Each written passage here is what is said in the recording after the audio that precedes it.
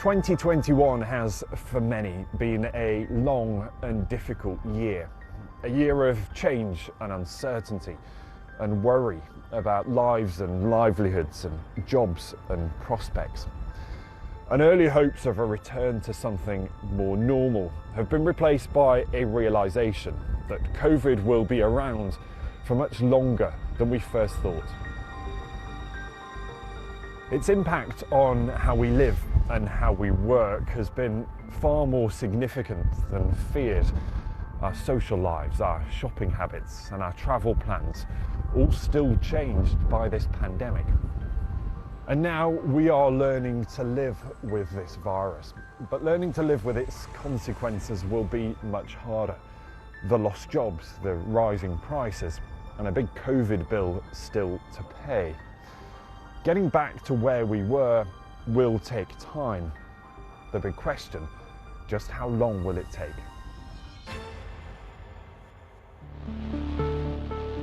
Since the pandemic began last year, the whole United Kingdom... The start of 2021 was not a happy new year. But we now have a new variant of the virus.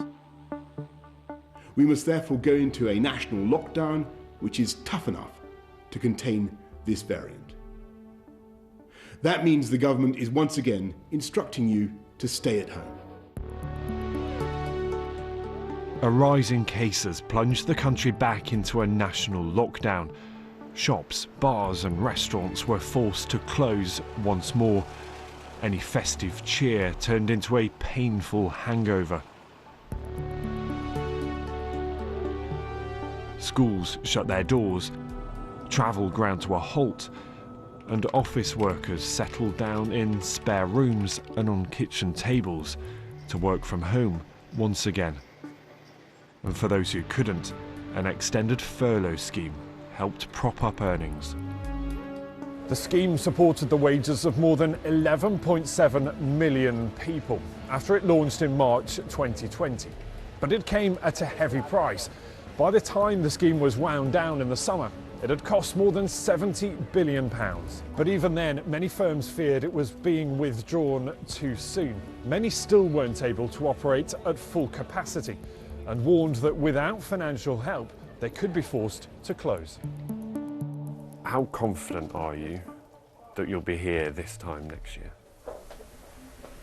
Oh, difficult question. Difficult question. I want to still be here, and I'll do my damnedest to still be here. The true cost of the pandemic is still hard to calculate. As well as a job retention scheme, there were loans and grants for businesses to help them through the worst of the crisis. The total cost hit nearly £380 billion. But that support kept the economy moving. Businesses were closed and workers stuck at home, but the economy avoided another huge slump. Second time around, businesses and workers had learned to better navigate the restrictions. Unemployment began to fall, cushioned by the furlough scheme, but remained stubbornly high, with many still unable to get back to full-time work. And prices began to rise too, prompted by supply shortages and rising demand as the economy began to reopen later in the year. Inflation hit a 10-year high, prompting a rise in interest rates and speculation that more could follow. GDP obviously had fallen very sharply. Lockdowns naturally did that, but then we quickly saw a rebound by the second quarter as things started to reopen. That second lockdown, though, businesses were able to reopen more, weren't they? Able to operate, factories got back to work, businesses were able to get back up and running, and we really did see that in the economic growth figures. Exactly. Really, the restrictions were limited to contact services. A lot of businesses were allowed to carry on. Schools were not as disrupted as they were the first time round as well. So various areas of the economy were allowed to continue. At the start of the year, we had unemployment around 5.3%, about 1.8 million people. And then on top of that, we also had another fifth of the population on some form of government support, be it furlough or self-employed help.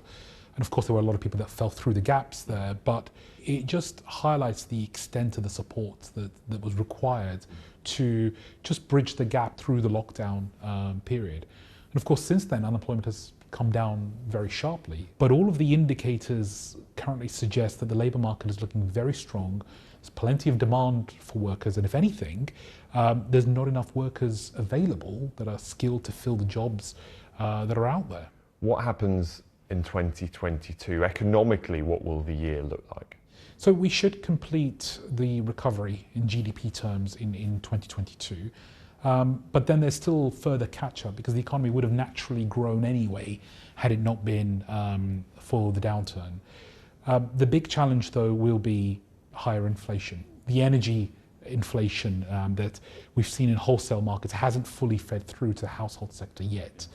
The increase in the energy price cap in October was just 10-11% increase. We've potentially got another 70% increase coming through in April, and I think that's going to be a major shock for households when it happens.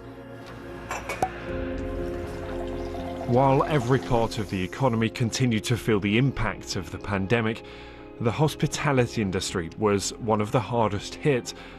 And even now, it's dealing with a reintroduction of restrictions that many firms hoped were long gone.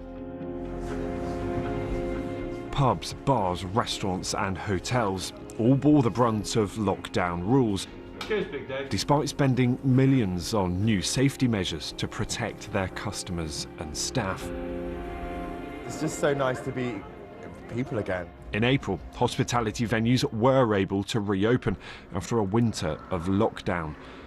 But they could only do so outdoors. And even then, there were still limits on numbers. It meant just a third of hospitality venues could trade, those that had outdoor space or a beer garden. It's nice to get together and to share what we've been doing. Feels like forever that we've actually been able to sit down together. No, I think they're managing it quite well. Yeah, it needed to be done. You need to be out with your friends and your family and do these things. It was really challenging during that period because you simply don't know. We did have pre-bookings and people were booking in because of the social distancing space limitations, but it still meant that you had a mismatch between supply and demand, where you had an unpredictable number of people coming, very heavily weather dependent in the early part, April and May, where people would cancel their bookings very last minute because they couldn't sit outside. And crucially, it meant it was difficult to be able to get staff to come back to work and recruit new staff into the industry, because we couldn't offer them a stable career choice, we couldn't offer them a guaranteed set of hours for them to return to hospitality. Others had to wait until May to reopen indoors. Even then, it wasn't business as usual, with nervous customers staying away, and many others deterred by the rule of 6 limits. You know, it's nice to be back as a team. It's nice to be seeing our regulars once again. We are down, you know, financially we are down, but you know, we're surviving and we hope to survive.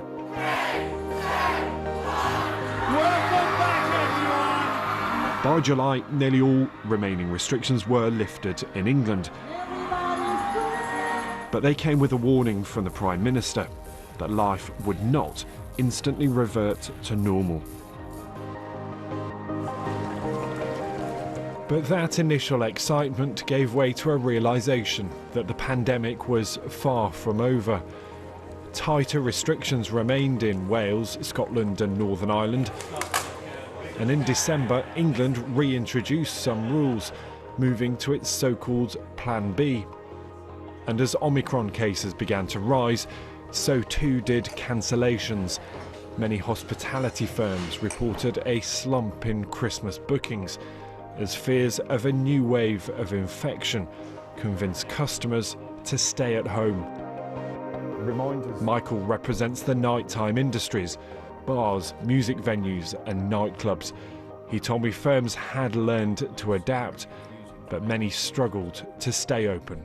as you can understand, there were so many confusing sort of guidelines and rules, even things where the local authorities and police really were struggling to interpret. So for an industry that had been somewhat beleaguered, it was a very difficult patch, and particularly economically they were struggling. But in terms of the culture side of things and venues and nightclubs, once they were given the opportunity, they were out the blocks, because some of those youngsters were just starved of those social environments, and they could go out and enjoy. And bear in mind, there were 850,000 new 18-year-olds that came of age during that period who were without a doubt dying to get out and grace the dance floor with whichever moves that they felt were right. And is it fair to say the pandemic sort of revealed some of the failings of the industry, and businesses had taken those staff for granted? They weren't paying them enough, they weren't giving them career prospects? Without a doubt. And look, we can see some of the failings or shortcomings on our side. We've got some work to do in terms of safeguarding and looking after our staff, rates, environment, all of these sort of key elements are going to make a difference, but we also need to invest in them. What will 2022 look like? I want to believe that 2022 is going to be our opportunity to really take a handle on this and move forward. We need the confidence back and the uncertainty to be taken away. We need some strong economic drivers to allow us to rebuild. We need tourism back, without a doubt, and that's got to be a huge consideration, even with new variants coming forward. And like hospitality, the travel industry struggled to get off the ground this year too. Travel did resume, but with strict, fast-changing rules. February saw the introduction of hotel quarantine. UK residents returning from coronavirus hotspots abroad had to book a 10-night stay in an approved airport hotel. Other foreign visitors were still off limits. By the summer, foreign holidays were possible at last, but with expensive tests to take and long forms to fill in, for many, a trip to the sun was still out of reach. How are you feeling about this holiday? We're feeling super, really Great. excited. Yeah. Be going away again after all this lockdown. Haven't you said? Normally going on holiday is something you'd look forward to and be excited about. I have to say this has been a pretty stressful, anxious time for everybody, so not sure I'd do it again knowing what I know now from this experience. So the first thing I want to get to... The impact of the frequently changing rules prompted anger from the industry. What we don't understand is why the UK, which has been so successful with vaccines, is expecting its vaccinated citizens travelling to Portugal coming back to quarantine. They've already been vaccinated. So they're making it up as they go along. It's more mismanagement of the COVID recovery by the Johnson government. And sadly, it's created unnecessary disruption and stress for thousands, hundreds of thousands of British families. As the year went on, and despite the challenges, confidence began to return. Bookings jumped as airlines and passengers learned to navigate the restrictions. For many, it was their first holiday since the pandemic began, and for the travel industry, their first steps on a long road to recovery. So take us back. Laura Lindsay is from the travel firm Skyscanner. We've seen huge shifts in the way that the industry has approached the entire pandemic, and actually I suppose the key things to think about are we've seen resilience from both travellers and the industry in the way that we've had to adapt.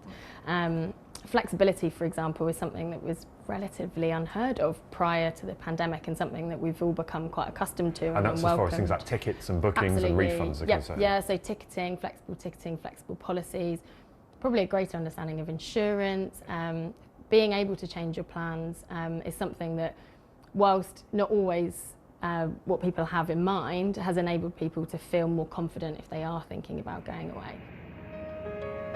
The industry did learn to adapt and navigate the new rules, but the arrival of Omicron, the new variant, has brought new uncertainty about how and where we can travel. We believe that this will be a significant setback for demand this winter, real impacts on Christmas. I think we'll see people now cancelling or postponing travel plans. And for a sector that hasn't had any revenue for 18 months, give or take a few months over the summer period, it's really significant indeed. The airlines do not make money in the winter, and so we've got a really difficult stretch ahead of us now.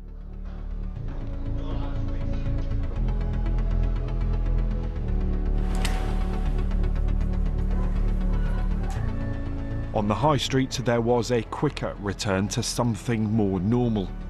Shops reopened and shoppers in need of a retail fix rushed back. We'll go loop round this way.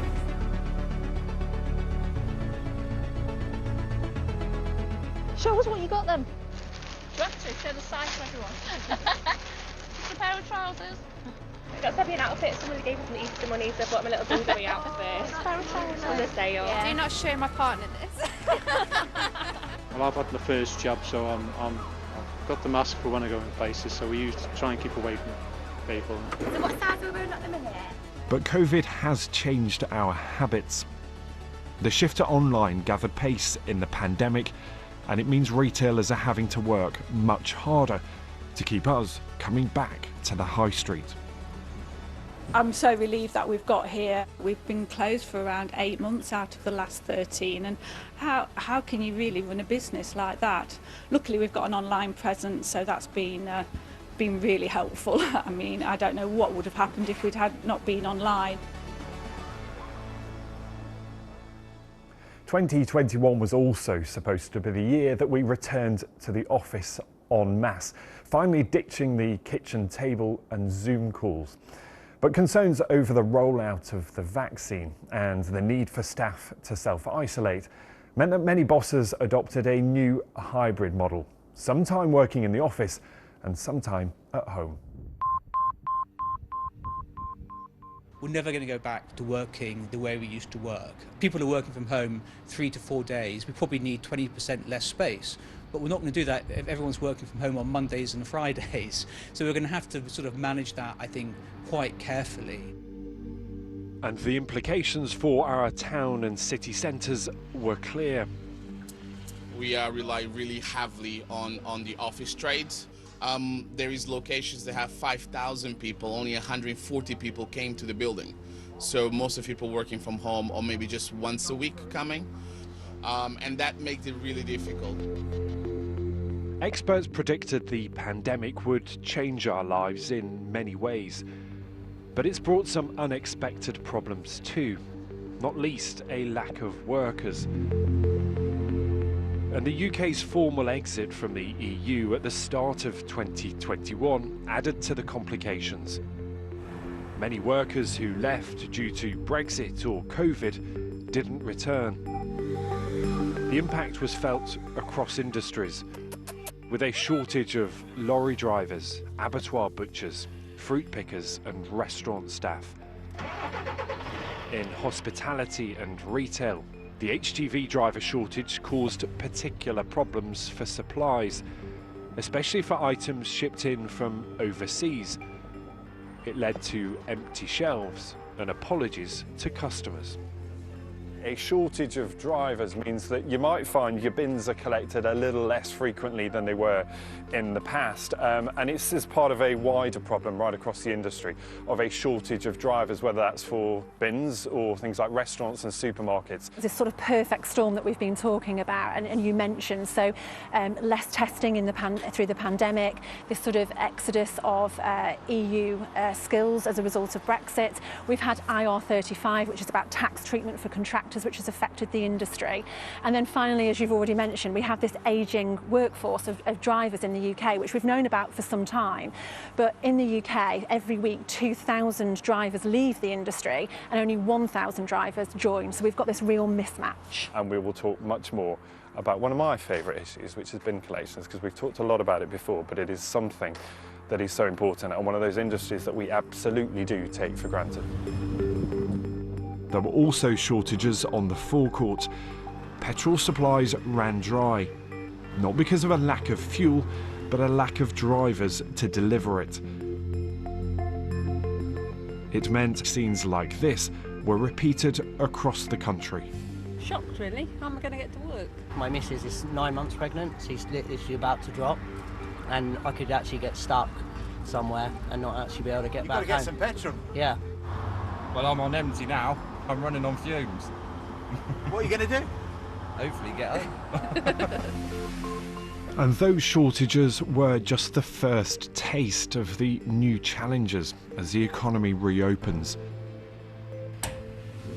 Rising demand, worker shortages, supply issues and soaring energy prices have pushed up prices in supermarkets, forecourts and in factories. Shipping costs also hit record highs as the world reopened to global trade. Inflation in the UK hit a 10-year high. And as prices rise, wages aren't keeping pace. It means a squeeze on already stretched incomes. When we talk about a standard of living or income squeeze, we mean that prices are going up faster than our wages are. And that is where we are right now. And that can feel quite unpleasant. And I think that's going to be one of the big issues for the beginning of 2022. And how does the Chancellor respond to something like that? He's in a difficult spot because his instincts are to get the public debt, the amount the government borrows, down over time. If you look at the amount of total debt in the UK, it's at £2.2 trillion.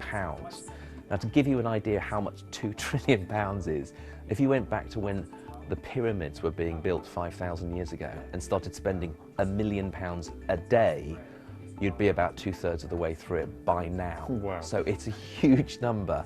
Now, it doesn't really matter because usually you measure debt compared to your income, your national income. Our total national debt is equal to our total national income, roughly. And that's the highest it's been for a long time now. His instincts are to try and get that down. And you can do that in two ways. You can raise taxes, which he has done, or you can cut spending, which he's had a very hard time doing during a pandemic. So what does he do next? And a lot of people thinking that if you're going to tax the economy, you're going to stop it growing quite as fast. And his other big problem, apart from inflation, is growth. Because nothing is a bigger debt killer than growth. If you haven't got that, you've got a problem. And the most recent forecasts are that the economy is not forecast to grow very fast in the years to come. And what has been fascinating about this year, Simon, is that all of this has happened. And then in the background, we have Brexit. That's almost barely got a look in, but it's had an impact. Yeah, if you look back to the beginning of 2021, there was a lot of consternation that because of these new rules coming in, the fact that there would be a border, we weren't in the customs union or the single market anymore, what would happen at the border? Would we get tailbacks of trucks, 50 miles long? And it didn't happen. The worst case scenario, the sort of Armageddon of huge delays at the border, didn't happen. Having said that, there are some companies, for example, who found it much more difficult to export. And very neatly it gets us to the point of here we go again. It's all looking horribly familiar, isn't it? We're sat here in December 2021. It feels very reminiscent of Christmas 2020, doesn't it? Given what we're seeing. All bets are off as far as 2022 are concerned, aren't they? It does feel like Groundhog Day, but I think we know quite a lot more than we did this time last year. We've all been through an intensive course on how to deal with a pandemic. The good news is that the economy is still growing. Employees are back at work largely. We didn't see the massive spike in unemployment we thought we might at the end of furlough. So those are reasons to be positive. What's difficult for the economy, for the Chancellor and for businesses, is they still feel a bit reluctant to invest. Am I going to build another factory? Am I going to hire another 5 people? Am I going to send them on training? And that's really important because the higher wage, higher skills economy that the government wants, and I think we all want, relies on business doing quite a lot of the heavy lifting on that in terms of investment. And business investment is still very, very weak. And until you see that coming back, I think, you have to be a little bit cautious about how confident you are in what's going to happen to the economy. And watching the resourcefulness and the resilience of business has actually been, kind of humbling, actually. They've really pulled, it out of the bag. And I think in many ways, business, if you look at what happened, getting food supplies in, I think business had a pretty good crisis. I think people realised that business was really important, that it could be a force for good, and really used its ingenuity, its resilience, resourcefulness to fix some problems that were really affecting society.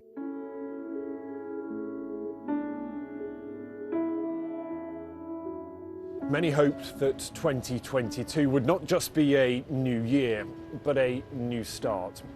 That the worst of this pandemic would be over. But the arrival of a new variant has brought new challenges. It's forced business and all of us to think again, to do things differently. But quite what that looks like still isn't clear.